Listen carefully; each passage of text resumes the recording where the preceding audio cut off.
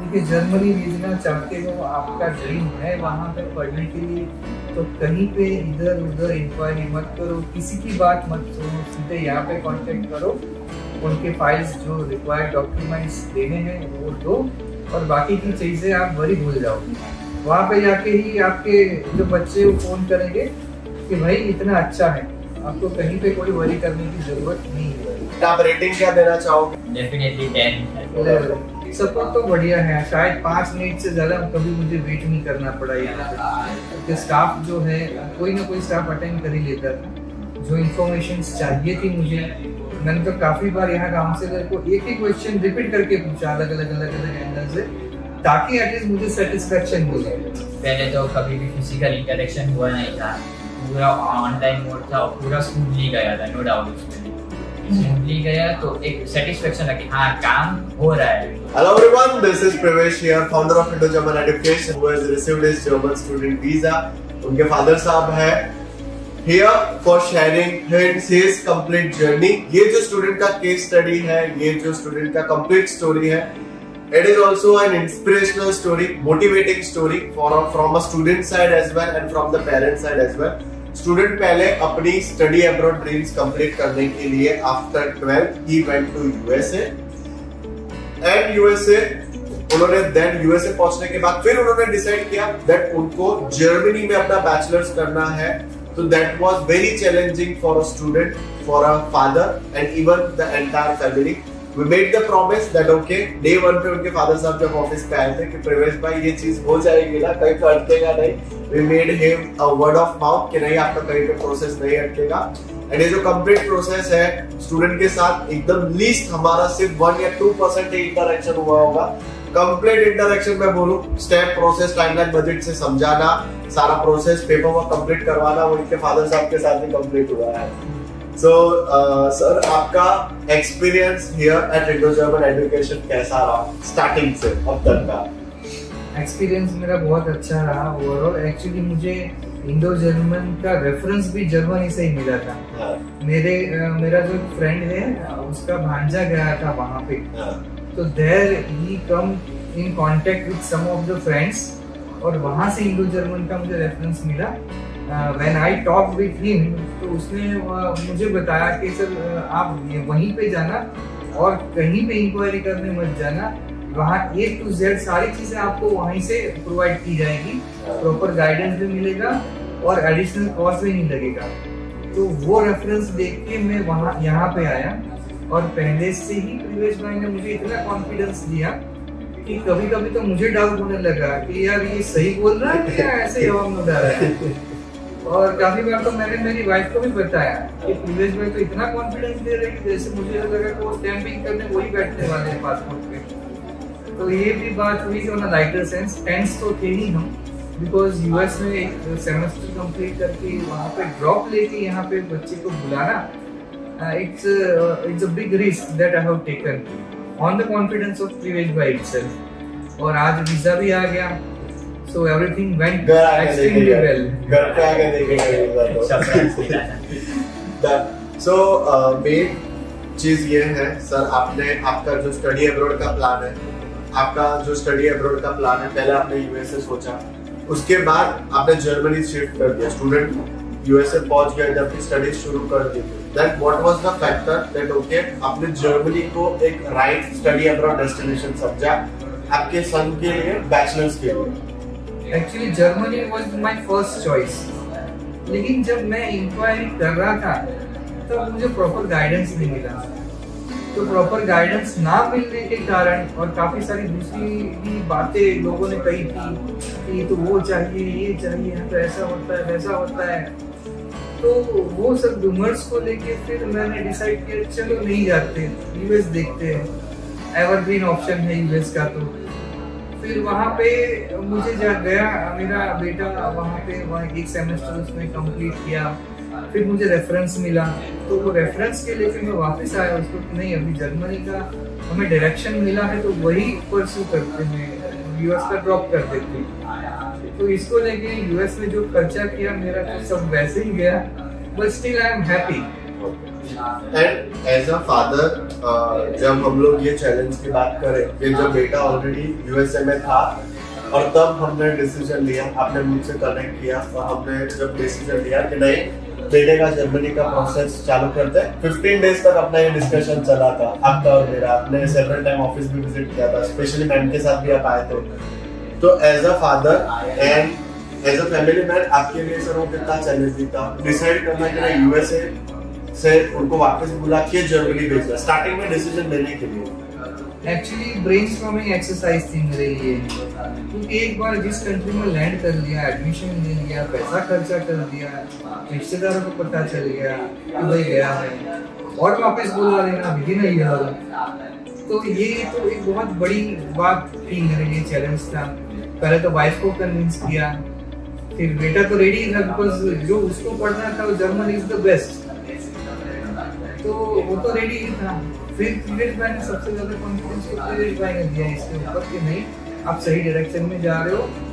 और उन्होंने तो मना किया था यहाँ पे आने के लिए कि मत आओ, सब लीव पे है, फोन पे टेलीफोन के लिए हो जाएगा। लेकिन मेरे अंदर कुछ चीजें ऐसी थी संतोष के यार नहीं यार मुझे जाना है, उनका सर पे जाके बैठना है, शायद तभी काम जल्दी होगा, ऐसा मेरे अंदर एक सोच थी ऐसी। तो मैं उसको लेके काफी बार उनको भी यहाँ टाइम लेने के लिए आया, बट एवरी टाइम बहुत ग्रेटफुल रहा हमारा डिस्कशन। और आप जितनी बार भी ऑफिस आए हो सर, ऑफिस का एनवायरनमेंट या फिर सपोर्ट आपको कैसा लगा? सपोर्ट तो बढ़िया है, शायद 5 मिनट से ज्यादा कभी मुझे वेट नहीं करना पड़ा यहाँ पे। स्टाफ जो है कोई ना कोई स्टाफ अटेंड कर ही लेता था, जो इन्फॉर्मेशन चाहिए थी मुझे। मैंने तो काफी बार यहाँ काउंसलर को एक ही क्वेश्चन रिपीट करके पूछा अलग अलग एंगल से, ताकि एटलीस्ट मुझे सेटिस्फेक्शन मिले। तो मैंने वाइफ को जाके, वाइफ मेरे पे भड़की जाके कि ये क्या इतने पूछ रहे हो, सामने वालों को पता ऐसा लगेगा कि इसको समझ में नहीं आ रहा है कुछ। बट स्टिल मेरी जो अंदर की जो वरी थी ना, वो वरी को लेके ही मैं ऐसे क्वेश्चन पूछता। ये पॉइंट पे मैं ये भी कहना चाहूंगा कि दैट हमारा जब भी वीकली और डेली टीम मीट होता है, एवरी सिंगल मॉर्निंग, जहाँ पे हम लोग हमारे कैबिन में बैठ के सारी स्ट्रेटेजीज प्लान करते हैं स्टूडेंट्स के लिए। तो उस समय मैं अपने टीम को भी यही गाइड करता हूँ दैट आपका जो भी क्लाइंट है, जो भी स्टूडेंट है, आपको 1000 बार भी कॉल करे, 1000 बार अपने को एक सेटिस्फाइड आंसर देना है। तो वो चीज हम लोग यहाँ पे सबसे बड़ा इम्पैक्ट क्रिएट करते हैं दैट आप जब भी मेरे कंपनी में रजिस्टर भी करोगे ना, आप आपके काउंसलर को 1000 बार कॉल करो, 1000 बार क्वेरीज, आप सेम क्वेश्चन भी 1000 बार पूछोगे, आपको हर बार एक राइट और सेटिस्फाइड आंसर ही मिलेगा। और एट द एंड अगर आप कॉल पे भी हो तो कॉल आपके एंड से कट होगा, या फिर आप ही लास्ट उसको कंक्लूड करके जाओगे that okay I am done with my answer. Coming to the next part, Shivam, हम लोग जब ये शुरू करें तो आपका मेरे साथ कभी भी इंटरेक्शन स्टार्टिंग में नहीं हुआ था। इवन जब आपका एडमिशन हो गया, सब कुछ हो गया, तभी भी अपनी कभी भी बात नहीं हुई। तो जब आपके फादर साहब ने आपको बोला कि नहीं अभी यूएसए से ड्रॉप करके अपने को जर्मनी का प्लान शुरू करना है, तो what was your first thought? तब आपके दिमाग में फर्स्ट थॉट क्या आया? पहला तो ये था कि अभी प्रॉपर एक कंट्री में उसी दूसरी कंट्री में अभी पूरा सेट हुआ है, प्रॉपर लीगली पूरा सेट और पेश हुआ है, और वो होते ही एग्जैक्टली वापस आना, वापस सब वाइंड अप करना, लीगल मैटर वाइंड अप करना, ड्रॉप लेना, बहुत लाइक काइंड ऑफ चैलेंजिंग था कि ये होगा। फिर एक मेरे से ऐसे डॉक्टर मैं कभी मिला नहीं हूँ यूएस सर को कभी भी, तब तो मैं यूएस में था। मेरे से एक्शन डाउट था कि अगर ये नहीं हुआ, ये वर्क नहीं किया तो वाइंड अप हुआ, फिर उसका क्या होगा। फिर यहाँ पे आया, यहाँ पे आके फादर ने बोला कि हाँ उनको कॉन्फिडेंस है, फिर थोड़ा बेटर फील हुआ मेरे को। फिर कभी भी यहाँ पे आने के बाद कभी भी क्लियर से मिला सीधा डायरेक्ट जब प्रोसेस डॉक्यूमेंट हो गया था तभी पहली बार मिला था, तभी भी उन्होंने कॉन्फिडेंस दिया था। Perfect. So Shivam, as a student आपके लिए कितना चैलेंजिंग था कि सब वाइंड अप करके वापस लेके आना, वो कितना डिफिकल्ट हो गया था, और उस समय क्या थॉट्स थे? लाइक वाइंड अप करना मतलब पूरा का पूरा वापस पूरा देश छोड़ के आना, मतलब पूरा डिफिकल्ट था। और वापस फ्लाइट्स भी देखने की, लाइक यहाँ पे रिटर्न आने की, based on like luggage and all, वो भी वेट्स, वो सब भी देखने का था। क्योंकि तुम्हारे पापा का और मम्मा का फोन मेरे पे इस तरीके से आया था, उन्होंने विजिट भी किया था कि सर एक काम करो, मैं वीजा फाइल सबमिट करने के लिए बुला लेता हूँ, फिर उनको यूएसए वापस भेज देंगे, वीजा आ जाएगा तो वापस बैग लेके मैं इंडिया बुला लूंगा। उस समय मैंने प्रॉमिस किया कि नहीं, आपको ऐसा डबल खर्चा करने की कोई जरूरत नहीं है, आप एक ही बार में सारे बैग्स पूरा वाइंड अप करके आप उनको इंडिया बुला दो। रिस्पॉन्सिबिलिटी 100% मेरा रहेगा, 100% आपका एडमिशन होगा, जर्मन पब्लिक यूनिवर्सिटी ही मिलेगी आपको, और वीजा भी आपका टाइमलाइन पे आएगा। सो सर, सबसे पहले कि जब हम लोगों ने डिसाइड किया, फिर हमने प्रोसेस शुरू करे, व्हाट वाज द रिएक्शन जब आपका एडमिशन हो गया और हम लोग फर्दर स्टेप्स के लिए आगे बढ़ गए थे, तब आपका एक्सपीरियंस कैसा था बिफोर गेटिंग द वीजा, जब हम लोग सारे स्टेप्स फॉलो कर रहे थे? एक्चुअली एडमिशन तो फटाफट हो गया था, जो आपने बताया डेडलाइन में, तो आपकी तरफ से एप्लीकेशन करना है और सारी प्रोसेस भी कंप्लीट करनी है। हाँ, लेकिन बीआईसी में जो एडमिशन हो गया है, तो actually I was also actually I am not aware, और मैंने कुछ होमवर्क भी नहीं किया था। जब यूएस गया था शिवम, तो उसके लिए मैंने काफ़ी सारा होमवर्क किया था उसके लिए, तो मैंने वहाँ पे फिल्टर्स किए, मैंने खुद से किए, लेकिन यहाँ पे तो मुझे रेडीमेड मिल गया, पूरी थाली ही पर उसको मुझे मिल गई थी यहाँ पे, तो मुझे तो कुछ ज़्यादा मेहनत करनी ही नहीं पड़ी है। तो BIC one of the best college what I letter, तो और साथ में कनेक्टिंग जो बैचलर्स है स्टूडेंट कलीग के बाद, जो बैचलर प्रोग्राम का है, वो भी एडमिशन साथ में रेडी मिल गया है, तो कम्प्लीटली जो उसका एकेडमिक ईयर्स है तो कंफर्म एडमिशन के साथ मिला है यहाँ से, so that I am happy about this.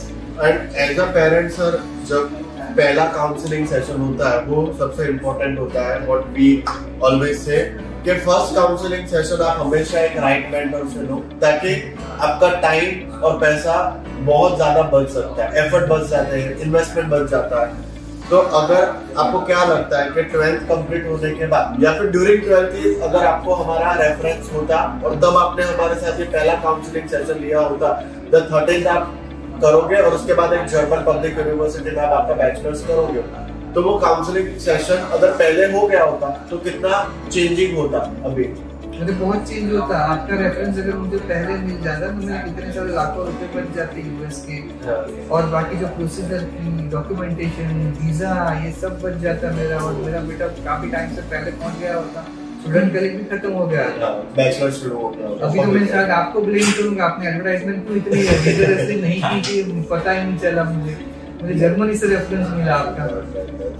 And अगर आप जो ये पूरा प्लान है यूएसए में बैचलर्स एंड जर्मनी में बैचलर्स, अगर आप उसको कंपेयर करो तो आपको जर्मनी के बैचलर्स में क्या एडवांटेजेस लगे एज कंपेयर टू यूएसए के बैचलर्स प्रोग्राम? मुझे ये ज्यादा प्रॉमिसिंग लगा जर्मनी का कंपेयर टू यूएस, क्योंकि यहाँ पे जो चीजें मुझे पता चली है, एक तो बेसिकली वहाँ की लोकल लैंग्वेज दे प्रेफर, तो मेरा बच्चा वो सीखेगा, उसको भी कॉन्फिडेंस आएगा, उसका ब्रेन भी उस तरह से डेवलप होगा, और ये हिंदी, गुजराती, इंग्लिश को छोड़ के और भी कोई लैंग्वेज सीखेगा वो, तो वर्ल्ड में वहाँ से वो अगर ग्रेजुएशन करके निकालता है तो पूरे वर्ल्ड के डोर ओपन हो जाएंगे उसके लिए, क्योंकि वहाँ पे theory plus practical plus experience उसको रहेगा, और कॉस्ट इफेक्टिव तो है ही। क्योंकि यूएसए में आपका एक साल का फीस कितना बैठ रहा था?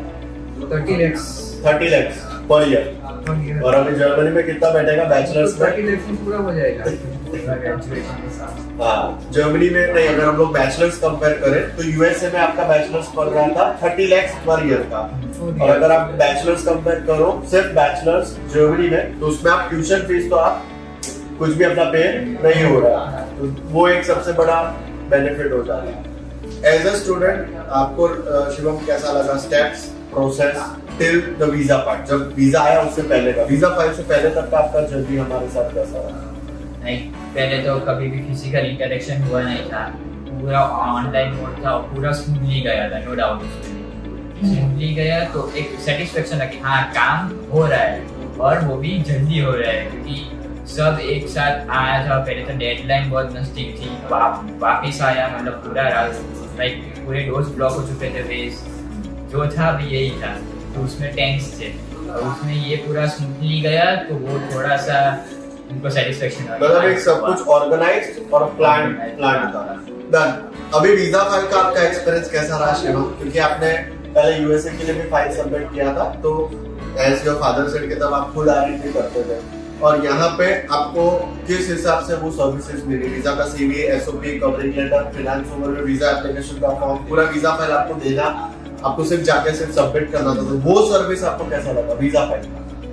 लाइक उसमें यूएस में क्या था कि पूरा फिजिकल मेरे को पूरा सेट बनाना, ऑर्गेनाइज करना सीक्वेंस वाइज, यहाँ पे पूरा सीक्वेंस के साथ डॉक्यूमेंट वीजा से वहाँ पे जाओ, सबमिट करो डॉक्यूमेंट्स और वहाँ वापस आ जाओ। और वहाँ पे भी उन्होंने कोई एम्बेसी ने कोई ट्रबल नहीं किया कि ये डॉक्यूमेंट गलत है, ये सही है, कुछ एडिशनल चाहिए, सब प्रॉपरली प्रोवाइडेड था विथ प्रॉपर डेट्स जो कुछ चाहिए वो सब किया। और आपने एसओपी और कवर लेटर रेडी किया था वीजा का?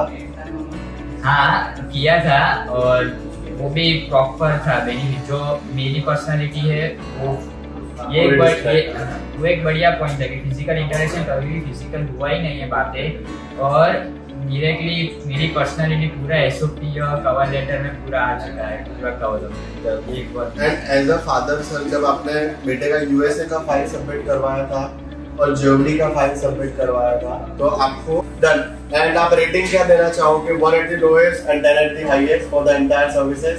Definitely 10 at the highest. 10 से कोई भी स्टूडेंट जो जर्मनी जाना चाहता है तो आप उनको क्या कहना चाहोगे फाइनली? लाइक टेंशन नहीं है, पूरा यहाँ इंडो जर्मन एजुकेशन से ही करवाओ, पूरा A to Z सब खत्म हो जाएगा। इनको दे दिया मतलब हमारा ड्यूटी खत्म, सब ये लोग सब। And as a father sir, आप क्या कहना चाहोगे किसी भी स्टूडेंट को या किसी भी पेरेंट्स को जो अपने बेटे को जर्मनी भेजना चाहते हैं? देखिए, जर्मनी भेजना चाहते हो, आपका ड्रीम है वहाँ पे पढ़ने के लिए, तो कहीं पे इधर उधर इंक्वायरी मत करो, किसी की बात मत करो, सीधे यहाँ पे कांटेक्ट करो, उनके फाइल्स जो रिक्वायर्ड डॉक्यूमेंट्स देने हैं वो दो, और बाकी की चीज़ें आप वरी भूल जाओ।